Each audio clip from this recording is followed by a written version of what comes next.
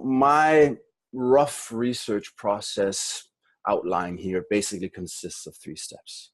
And it doesn't matter if it's a full website or it's a landing page, it's the same approach. So first off, I'll do a walkthrough.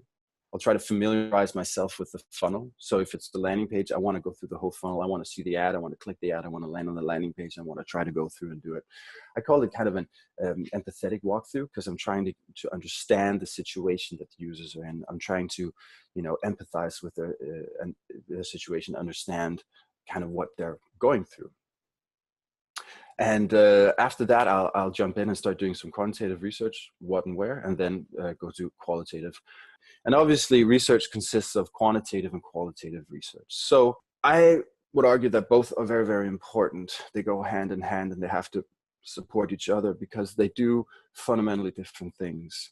Quantitative research helps you understand what and where. So for example, by going through analytics, for me, quantitative research is mainly analytics. So by going through analytics, we can understand stuff like what and where, what's going on and where.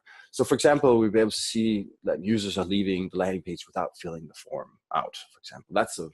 Now we've identified a problem, something is going on, but we don't know why. And that's where we turn to qualitative research to get the why questions. But today we're obviously going to focus on quantitative research. But my point is, you put both together, and when you have what, where, and why, then you actually have a real hypothesis, and you have something you can start working on.